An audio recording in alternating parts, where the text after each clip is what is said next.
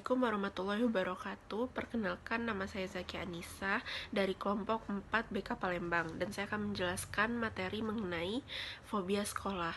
Fobia sekolah adalah ketakutan yang luar biasa untuk berada di sekolah.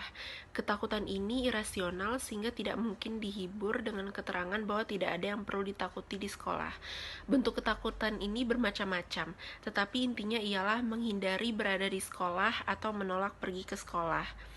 Terkadang mereka menghindari sekolah ini dengan berbagai macam alasan, seperti dengan alasan sakit, dengan alasan menjelekkan keadaan sekolah, dan juga terkadang mereka menghindari sekolah dengan alasan takut tetapi tidak jelas apa yang ditakuti. Dan juga ada perbedaan antara anak suka membolos dengan fobia sekolah. Anak-anak yang suka membolos biasanya adalah anak-anak yang lebih suka melanjutkan kegiatan lain daripada belajar. Sedangkan anak-anak yang mengalami fobia sekolah kadang-kadang prestasinya cukup tinggi. Mereka dengan senang hati belajar di rumah, tetapi mereka enggan pergi ke sekolah. Fobia sekolah ini disebabkan oleh pengalaman psikologis. Kemungkinan ada anak yang phobic prone, seperti anak-anak yang tidak memiliki kepercayaan terhadap diri sendiri, atau anak-anak yang merasa dirinya tidak mampu menghadapi orang lain di luar keluarganya. Makin diperpanjang waktu di rumah atau makin ditunda kembali ke sekolah, makin besar ketakutan anak pada sekolah, apalagi setelah beberapa hari tidak muncul di sekolah karena berbagai alasan. Si anak fobia mendapat berbagai pertanyaan mengenai ketidakhadirannya di sekolah. Ini lebih merisaukan anak yang pemalu atau tidak percaya diri. Selanjutnya adalah faktor kegagalan dalam sekolah. Ada beberapa faktor yang menyebabkan orang gagal meraih prestasi terbaik di sekolah, yaitu memiliki keyakinan yang salah, tujuan tidak jelas, tidak yakin berhasil, tidak memiliki strategi yang tepat, tidak memiliki program belajar, tidak melakukan tindakan sesuai program, tidak melakukan evaluasi, menyalahkan orang lain, mencari alasan, melakukan pembenaran, mudah menyerah, sering menunda, dan terpengaruh pesimisme orang lain. Assalamualaikum warahmatullahi wabarakatuh. Perkenalkan, nama saya Wulandri Saputri dari BK Palembang. Baiklah, di sini saya akan melanjutkan materi tentang perilaku mencontek dan burnout bersekolah atau kejenuhan bersekolah. Perilaku mencontek.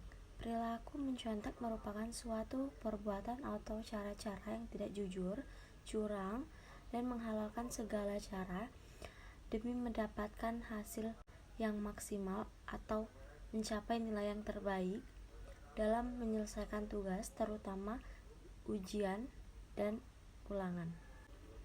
Adapun kategori perilaku mencontek, menurut Suparjo 1989, yang pertama, meniru pekerjaan teman; yang kedua, mencontek menggunakan catatan kecil saat ujian; yang ketiga, mencontek dengan mendapatkan jawaban dari pihak lain atau teman luar kelas atau sekolah; yang keempat, sengaja menyuruh orang lain mengerjakan tes, ujian, atau tes.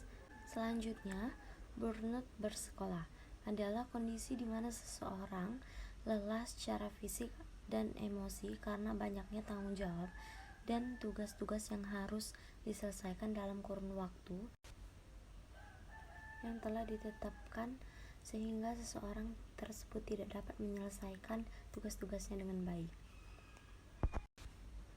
Adapun faktor-faktor yang menyebabkan kejenuhan.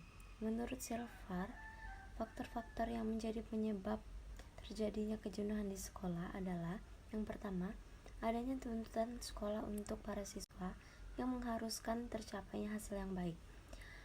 Dengan adanya hal tersebut, maka siswa menjadi terbebani.